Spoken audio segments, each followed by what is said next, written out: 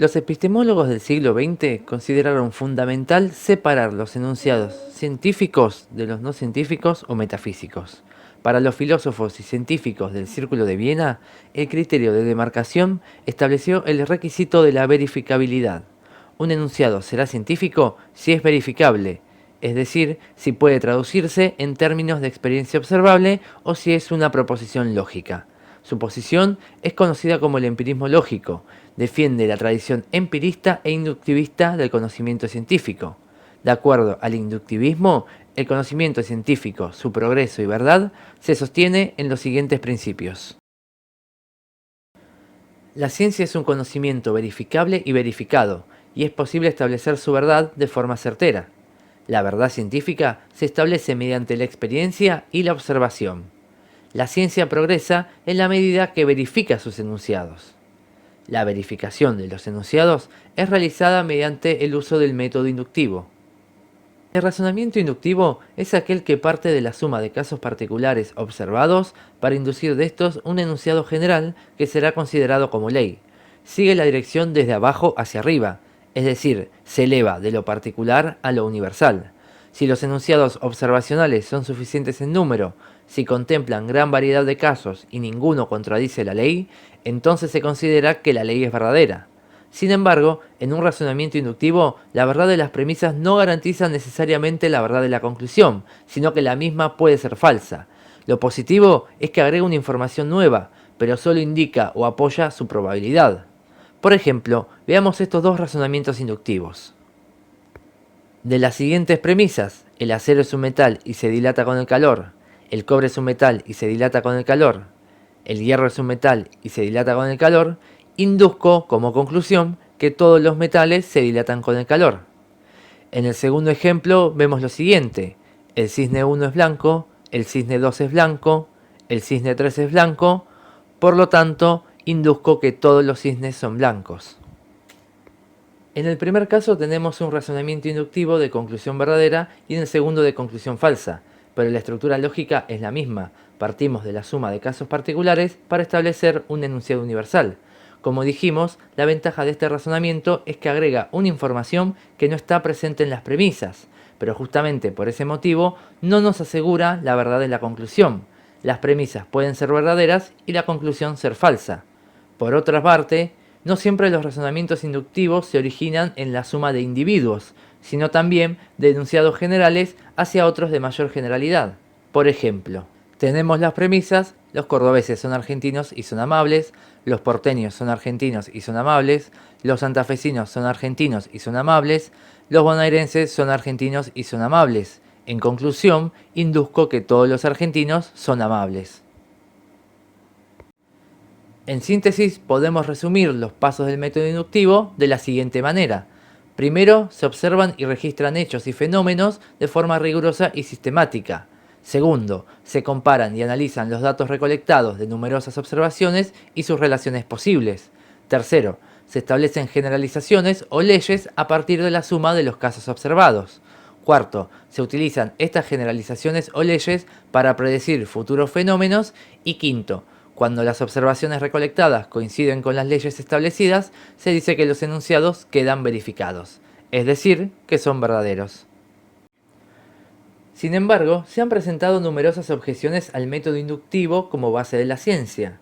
De acuerdo a la crítica de Karl Popper, la experiencia puede establecer la verdad de un enunciado singular, pero nunca de un enunciado universal.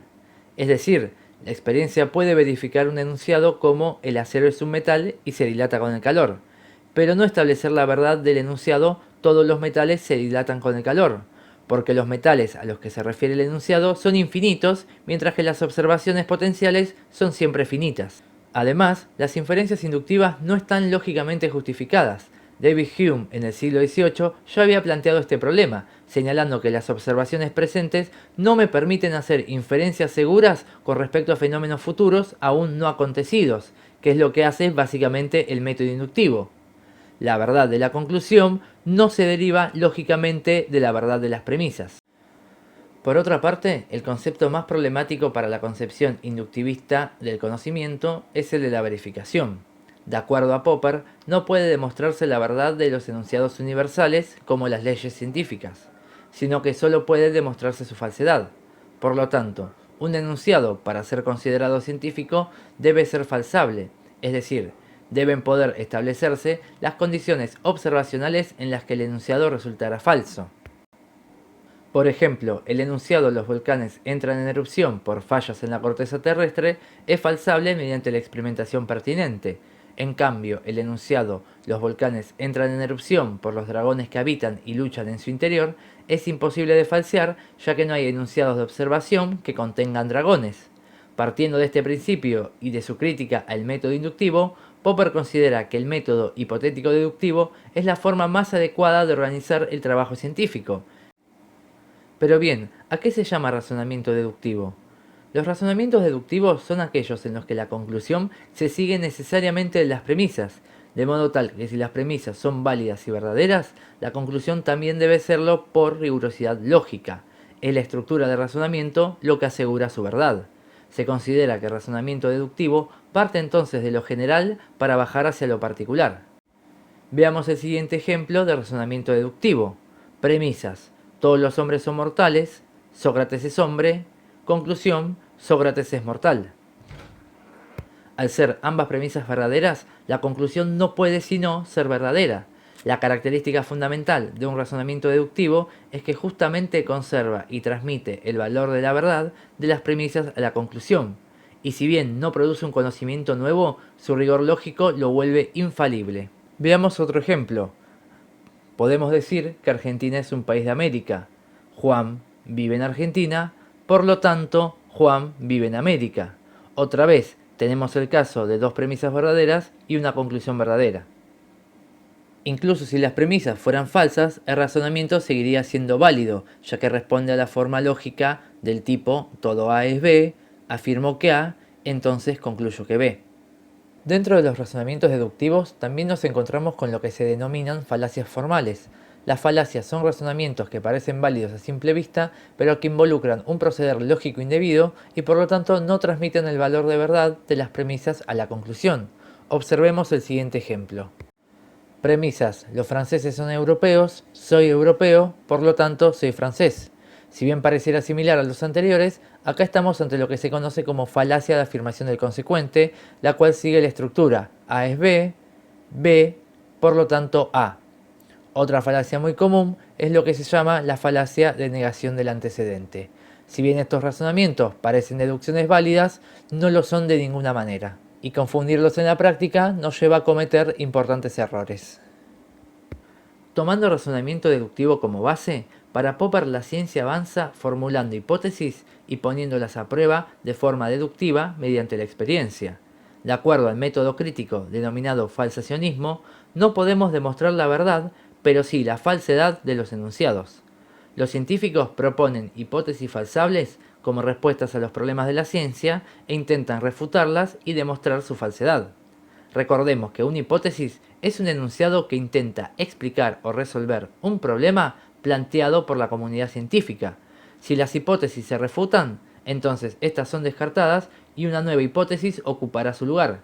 Si la hipótesis en cambio no se refuta, se dirá que esta hipótesis resiste a los intentos de falsación y será considerada como confirmada o corroborada, formando así parte del conocimiento científico legítimo. La condición de progreso científico, desde este punto de vista, parte del supuesto de su falsabilidad, que lo pone permanentemente en cuestionamiento. De este modo, se evita para Popper que la crítica se obstaculice por motivos subjetivos o ideológicos y se caigan en posiciones dogmáticas, hecho que sucede habitualmente cuando apelamos a la categoría de verdad. La ciencia avanza entonces demostrando continuamente la falsedad de sus propios enunciados, en un camino de dudas, preguntas y discusiones que no se detiene nunca.